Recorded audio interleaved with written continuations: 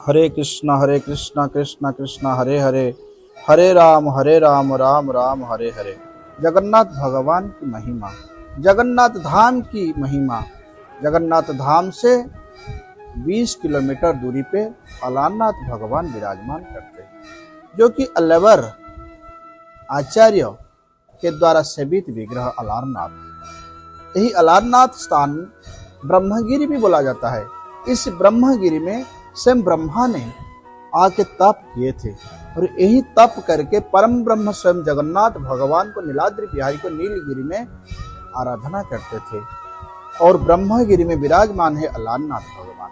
दाक्षिणात्य ब्राह्मण प्राचीन काल में यही अलारनाथ भगवान की सेवा करते थे। एक दिन वही दाक्षिणात्य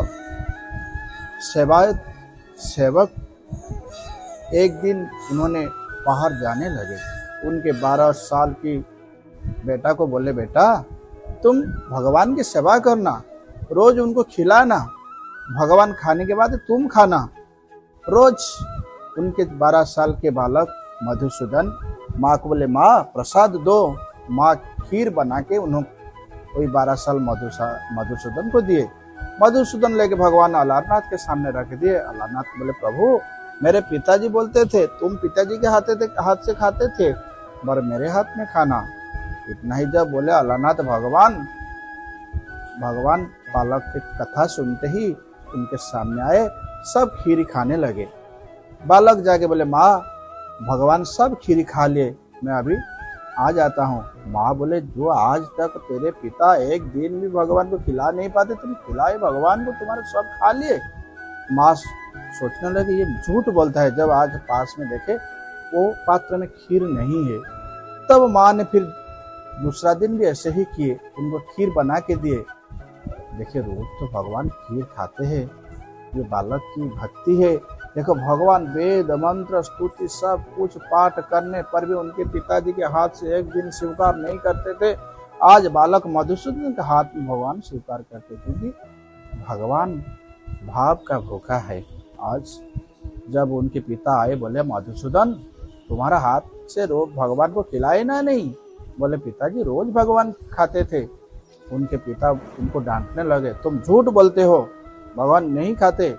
बोले नहीं पिताजी भगवान खाते। उनके पिताजी जब लेके कटोरा में गरम गरम दूध भगवान के सामने रखने लगे, तब उसी समय भगवान जब हाथ डाले तो गरम गरम खीर में भगवान के दाहिने हाथ जल गए थे। वही हाथ आप जब अलारनाथ भगवान में जाके देखोगे, वही दाहिने हाथ जला हुआ भगवान का दिखाई देंगे। भगवान को उन्होंने बोले, आज पर्यंत में वेद वेदांत स्तुति मंत्र पाठ करते हुए आप प्रभु एक दिन भी मेरे हाथ से स्वीकार नहीं किए। मेरे छोटा सा बालक 12 वर्ष के मधुसूदन, आप उनके प्रेम से गदगद होकर उनके हाथ से भगवान खाए। देखो भगवान साक्षात भगवान है। प्रतिमान हो तुम्हें साक्षात ब्रजेंद्र नंदन, ये साक्षात स्वयं भगवान है। इसीलिए भगवान साक्षात प्रसाद पाते हैं, ये सारा जगत को दिखाते हैं।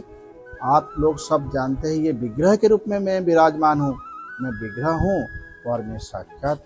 आज बालक के प्रेम से भगवान आके प्रकट होके खा लेते। भगवान स्वयं जगत को शिक्षा देते, मैं भाव से ही प्रकट हो जाता हूँ।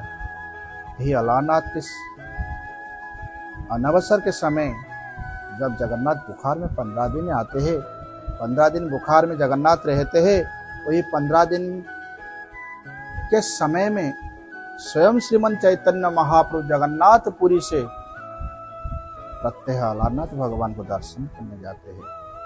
चैतन्य महाप्रभु का यही नियम है, प्रत्येक दिन जगन्नाथ भगवान को दर्शन करे बिना जल तक स्वीकार नहीं करते थे, प्रत्यह जगन्नाथ को दर्शन करते थे। उनकी यही जगन्नाथ धाम में नियम था।